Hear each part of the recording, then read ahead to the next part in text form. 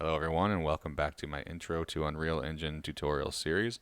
In this video I'm going to talk about materials and what they are, how they work, and what types of maps and textures we need to make them. So we have slapped some materials onto some things. You can see objects as you can look at that have materials. If you click on, like in this case I have a rock, sales panel, it shows the materials right here. You could change it if you want. Magnifying glass, and it'll show you where it is in the. If you open it up, it'll show you this is what the material is made for. Well, it doesn't need it. For at least base color would be nice, so it knows what the color is. But these tend to look a little pretty complicated. Actually, this one's really nice and simple. So color. How the light reflects or bounces around on it. That's new with PBR lighting, which is physics-based rendering lighting. Tricks to get that to work, but now you can just use roughness, and there's each material's roughness should be. Shadows and normal map is important because watch, when I turn off normal map, it makes it flat. So the normal map makes everything kind of bump out and look 3D. Like it looks like it's bumping out, but nobody had to model anything extra. So it's just a way we're game to make it look prettier than it is. So for now, the main things are base color, roughness, and normals. You'll be getting these textures either from online or whatever modeling package you're using, or texturing like Substance Painter, ZBrush, whatever you're using. You can also download these free ones I'm going to show you from textures.com. They only give you the 1K textures for free, which is fine for our purposes. So let's start doing that. Just go to the top content folder and make a new folder. Just call it PBR, so we know this is for the physics-based rendering materials that we're going to work on real quick. Oops. I'm going to attach all these files to this Google video. You can also find your own or use your own, but I have these, so once you download them, just drag them into your content browser. Easy as that. And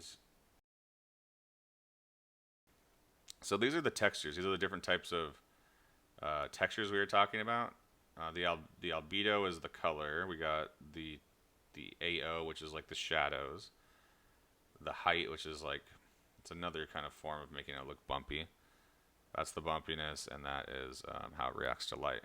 So we're going to combine all those together by making a material. So if you right click, go to material. You can also just do add new material, same thing. I guess these are bricks. So just name it, open it up, and as in you can do click one, hold shift, click the other. You can just drag the whole group.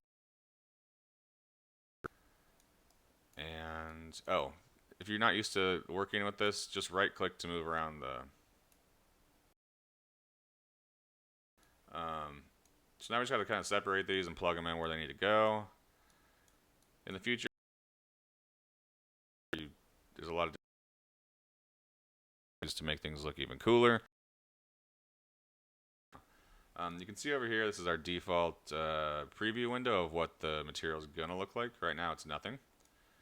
You can set what shape you want it to be on. You can even choose a model for it to be on. If you have a model, you just select it and then choose that. See, this is, if you click on it, it'll show down here which texture it is. If you hover over, sometimes they're too long. You can see the full texture name. And this one ends in albedo. Albedo is another word we use for regular color, base color. So you can see that gave it color. That's still pretty boring. That's just like a smooth concrete, I guess. Let's try the next one. So ambient occlusion, which kind of should give us some shadows in there. Not a whole lot. You can kind of start to see these little cracks that are developing where the bricks are going to start to be. Is this one? These crazy purple and blue looking ones. It's called a normal map. It tells it how to kind of look bumped out. If we put that one on to normal.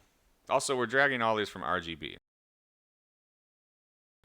So as soon as I put that on normal, see it gives it that kind of fake 3D.